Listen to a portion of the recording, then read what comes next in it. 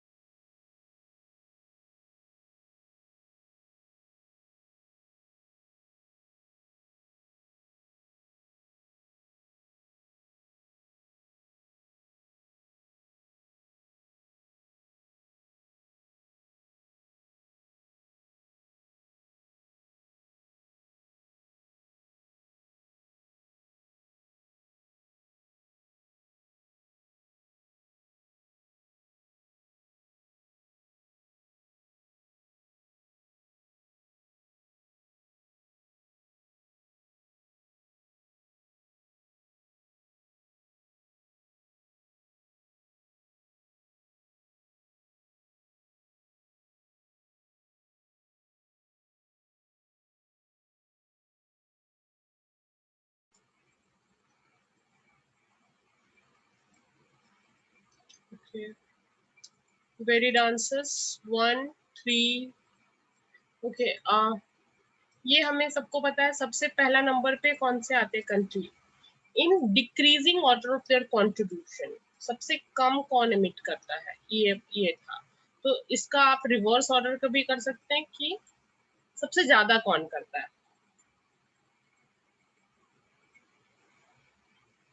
Sorry, in decreasing order ना, सो सबसे ज्यादा कौन करता है उसको सबसे पहले रखेंगे। So US is number 1 emitter और China. Let me just check, US should be number 1 emitter, but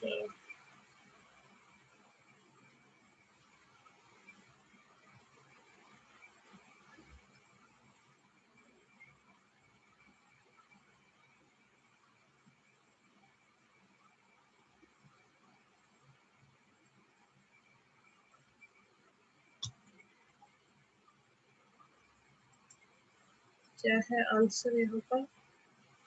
B. Okay, so first position it seems is taken by now China. Earlier it was US. Then India is at number 3 currently. पहले भी India number 3 पे ही आता था, अभी भी number 3 पे है। तो ये रैंकिंग चेंज हुई है, B A B C E C E। आप साइज से भी देख सकते हो, जापान की जो पॉपुलेशन है वो काफी कम है कंपेयर टू रशिया। तो सीई में कंफ्यूजन ऐसे नहीं होना चाहिए था, बट या।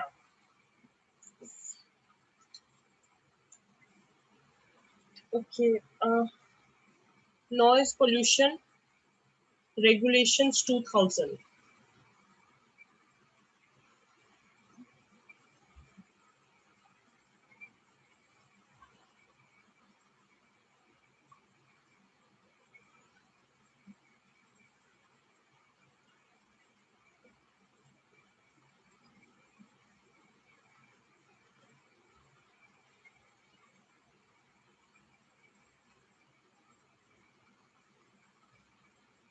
देखिए, इसमें अलग अलग कैटेगरी होते हैं। पूछा है आपको the night time noise standards prescribe for educational institute. तो again, educational institutions fall in the category of silent zones। ठीक है, so There are various categories. Let's stop thinking about.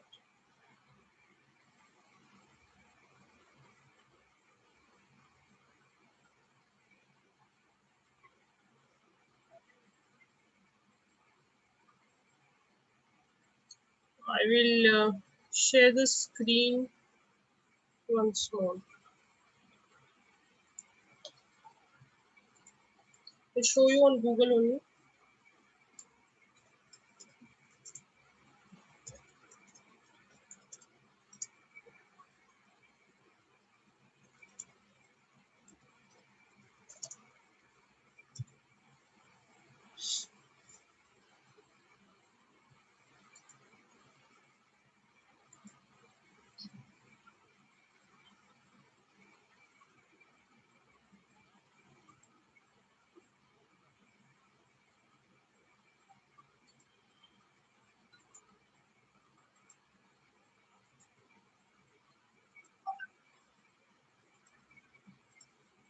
So यहाँ पे आप देख सकते हो regarding your industrial area. Just a second.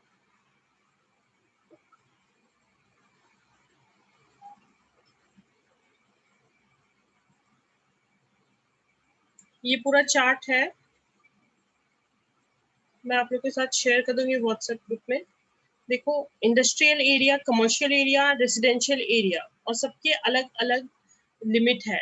Each of these areas have daytime as 6 to 10 p.m. and night is 10 p.m. to 6 a.m. So industrial area के लिए decibels day के हैं, नाइट के हैं। ये नाइट के कम है, 75, 70। कमर्शियल एरिया के लिए 65, 55। रेजिडेंशियल एरिया के लिए 55, 45। क्वेश्चन क्या था आपका? नाइट टाइम में जो एजुकेशनल इंस्टीट्यूशंस है, तो एजुकेशनल इंस्टीट्यूशंस, हॉस्पिटल्स, ये सब साइलेंस जोन में आते हैं। तो 50, 40, ठीक है। Is it clear to all of you? एक बार वापस आते हैं क्वेश्चन पे। यहाँ पर देखो क्या कह रहा था।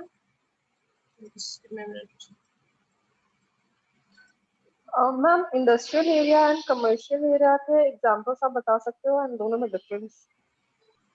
Industrial area is particularly factories. So for example, if I give you example of Mumbai, let's say I have offices, corporate offices, so these are commercial areas. If I say Bandra Kurla complex, so that's a commercial area, right? लेकिन अगर मैं आपको बोलूं कि वसई का plant, so that is a industrial area. Industry is your industry का factory for which separate regulations apply. So industrial area का क्या था? ज्यादा था, सबसे ज्यादा था इंडस्ट्रियल एरिया का। Just now what we had a look at is 75 and 70, because वहां पे बड़ी बड़ी इंडस्ट्री लगी। तो I am just revising you once more. Commercial area का था डे, दिस इज डे का limit and this is night का। तो कमर्शियल एरिया वाज 65 and 55। फिर आता है आपका residential area, right it only, industrial, commercial, residential. So उसका उससे भी कम 55 and 50, and last one is your silence zone. ये नॉइज वाले क्वेश्चंस भी आते हैं, इस बार थोड़ा सा unpredicted questions था। So yeah, by mistake this 4 has come extra, it is 40 dB, ठीक है। Okay, so yeah, these were few questions I got, there were many। ये भी यूनिट की अगर वेटेज की बात करें तो अच्छी खासी वेटेज है, जिसमें सबसे ज्यादा वेटेज रहता है आपका ज्योग्राफी का। So again I am sharing telling you all, geography थोड़ा सा पढ़ लो क्योंकि हमारे पास टाइम है। बाकी हम क्योटो प्रोटोकॉल, एक छोटा सा कॉन्सेप्ट है, डिस्कस कर लेते हैं आपके साथ में। क्योटो प्रोटोकॉल कब आया? International agreement link to UNFCCC convention on climate change.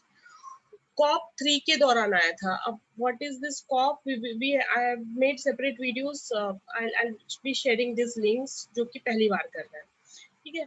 So corp, अलग अलग कॉप थे। ये कॉप 3 कभी आया था? जापान क्योटो जापान एक जगह है, वहां पर ये कॉप चला था। लेकिन what is important to remember, देखो ये अडॉप्ट कर लिया गया था way back on 11 December 1997 and entered into force on 16th Feb 2005. So there's a huge difference in the dates. Please take a note of this. So this was adopted in COP 7. COP 3 में ये adopt कर लिया गया था, COP 7 में जाकर के जो है ये फोर्स में आया था। और इसको मरकेश अकॉर्ड भी रेफर करते हैं। देखिए जो भी प्लेस पे ये COP होते थे, कन्वेंशंस ऑफ UN होते थे, उसके नाम से ये ज्यादा जाने जाते हैं। क्योटो प्रोटोकॉल ऑल्सो बात करता है कमिटमेंट पीरियड की। तो पहला कमिटमेंट पीरियड इसका 2008 से 2012 तक था, दूसरा कमिटमेंट पीरियड 2012 से 2020 तक के था। ठीक है, तो पहले कमिटमेंट पीरियड में क्या बात की गई थी कि जो इंडस्ट्रियलाइज्ड नेशंस होते हैं, ये पूरे वर्ल्ड में कुछ एक कंट्रीज है, अगर क्या है डेवलपमेंट एक जैसी हुई थी, नहीं बिल्कुल नहीं हुई थी। जो यूरोपियन नेशंस है, पर्टिकुलरली हम ब्रिटेन की बात करें, तो यहाँ से डेवलपमेंट की, आपकी इंडस्ट्रियल डेवलपमेंट की शुरुआत हुई थी। तो इनकी emission level, green house emission level 5.2% existing level से कम करने की बात की गई। यानी कि 1990 में जो इनका ग्रीन हाउस एमिशन लेवल था, वहां तक ले जाने के लिए 5.2% उनको अपने एमिशंस के लेवल में कमी लाने की जरूरत थी। That was the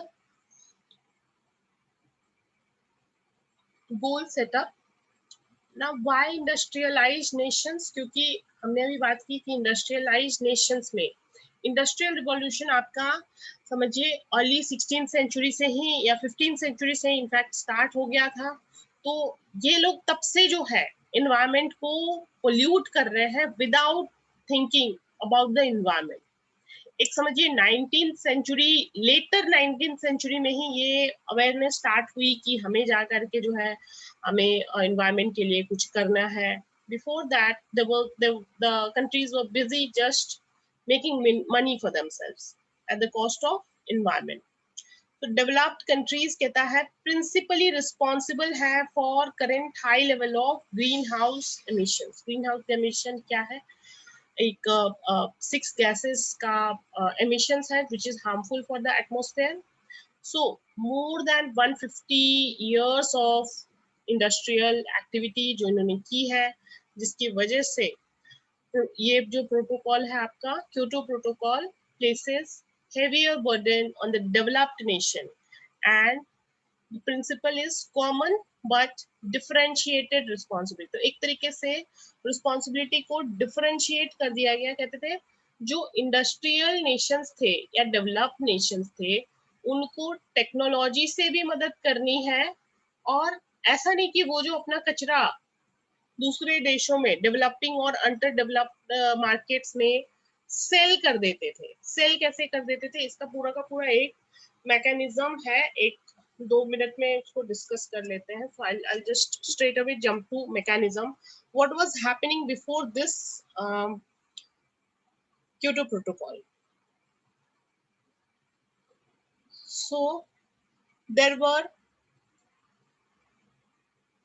3 major things which was adopted. One was international emissions trading. Emissions trading मतलब क्या देखते हैं। दूसरा है clean development mechanism and तीसरा था joint implementation. So first देखते हैं emission trading. emission trading क्या कहता था? emission trading मान लो ये एक डेवलप्ड नेशन है, ठीक है, डेवलप्ड नेशन है, इसका कैप कितना बड़ा था? केवल इतना बड़ा, दायरा देखिए इसका। लेकिन ये इसको एक कैप असाइन किया गया था, मतलब एक दायरा जिसके अंदर ये एमिशन कर सकता है। लेकिन इसने तो अपने एमिशन के दायरे से काफी ज्यादा एमिशन कर दी, ठीक है। दूसरा एक देश था, मान लीजिए आप यूएस एग्जाम्पल के तौर पे, और ये मान लीजिए आपका नेदरलैंड, जस्ट हाइपोथेटिकल एग्जांपल, जिसने आबादी कम है और इसने अपने कैप से काफी कम कार्बन एमिट किया। तो होता क्या था, ये कंट्रीज ऐसे ट्रेड कर लेते थे आपस में, एमिशंस ट्रेडिंग स्कीम। सो इन्होंने पैसे दिए for the unutilised capacity of the quota allotted to them or of the cap allotted to them. They used to trade with each other for money. So this is one leg of Kyoto Protocol. So overall, अगर आप बात करो पूरे environmental impact, can we say if this is happening, this is balancing? Yes, because this nation is producing less emission and trading excess unused allowance with the other nations for money. This was one mechanism. Another was clean development mechanism. Clean development mechanism क्या था? CDM. देखो, there are countries lying in the annexure one countries. I've talked more on these in videos, so I'll also share those videos link with you once more.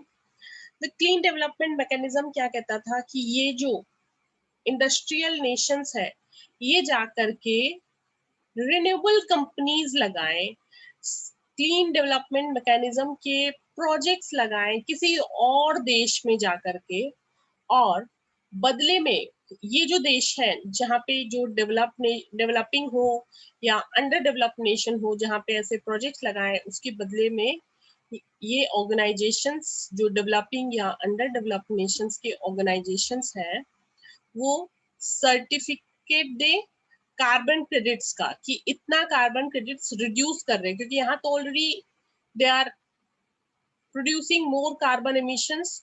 So this is net off by setting up plants in areas where they can do some kind of clean development mechanisms. This is also adopted. This provides for emission reduction in projects which generate certified emission reduction units which may be traded in emission trading schemes. तो यहाँ पर ये certificates दे देते हैं कि आपने जो है इतना हमारा डेवलपिंग या अंडर डेवलप्ड नेशंस के क्रेडिट्स बच गए because the Annex 1 countries have set up a plant there. So this saving in credits is given to back to them in terms of carbon credit certificates. समझा ये clean development mechanism. फिर last one है joint implementation. तो यहाँ पे आपको दोनों के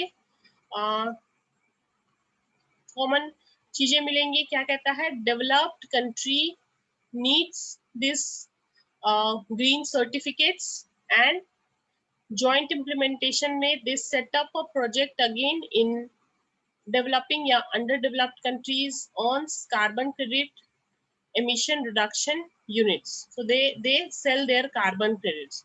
So joint implementation is to help countries with a binding greenhouse gas emission targets. The Annex 1 countries meet the treaty obligation. So every country in its entirety is allocated a quota. So either they sell it or either they get certificates, or what they are doing directly trading of the assigned amount of carbon units. So this was Kyoto Protocol. अभी आप बोलोगे जो developed nation है ये तो काफी कुछ कर रहे हैं डेवलपिंग नेशंस के लिए, उनको टेक्नोलॉजी से भी मदद कर रहे हैं, उनके यहाँ पे प्लांट भी बिठा करके दे रहे हैं, उनको जो उनसे जो है उनको मनी भी दे रहे हैं because they are utilizing less. तो इस वजह से हम कह सकते हैं कि बहुत सारे कंट्रीज ने इसको मानने से इनकार कर दिया है. US was the first one two withdraw and in coming year even Canada withdrew. तो ये एक मैकेनिज्म था. Canada has already withdrawn in 2011 and US also withdrew eventually. So yeah, that's all for today. We'll continue the discussion tomorrow. Thank you all.